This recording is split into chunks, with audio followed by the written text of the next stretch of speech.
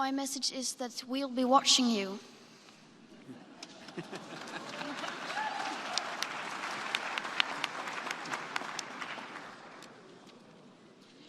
This is all wrong.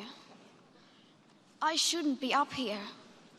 I should be back in school on the other side of the ocean.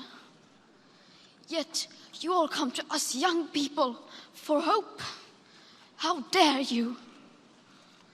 You have stolen my dreams and my childhood with your empty words, and yet I'm one of the lucky ones.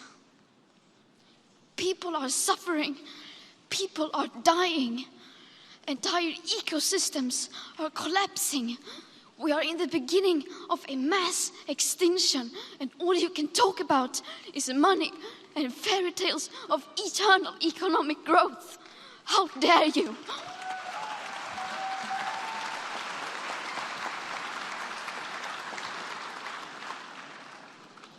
For more than 30 years, the science has been crystal clear.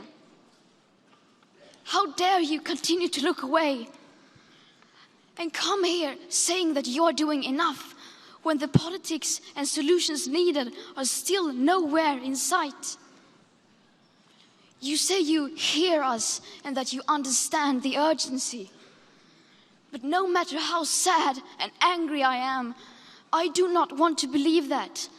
Because if you really understood the situation and still kept on failing to act, then you would be evil, and that I refuse to believe.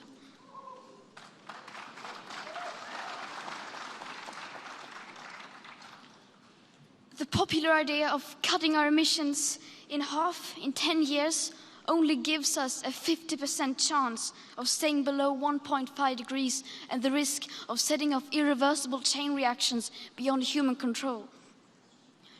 50% may be acceptable to you, but those numbers do not include tipping points, most feedback loops, additional warming hidden by toxic air pollution, or the aspects of equity and climate justice.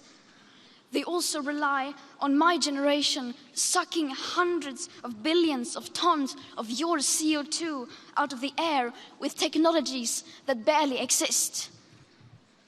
So a 50% risk is simply not acceptable to us, we who have to live with the consequences.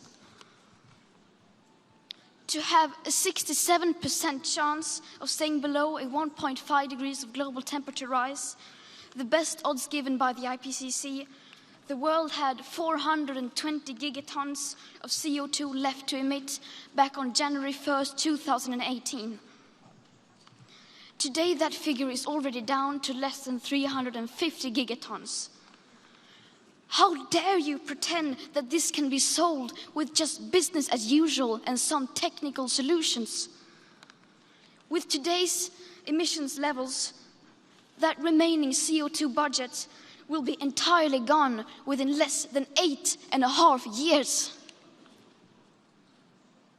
There will not be any solutions or plans presented in line with these figures here today, because these numbers are too uncomfortable and you are still not mature enough to tell it like it is. You are failing us.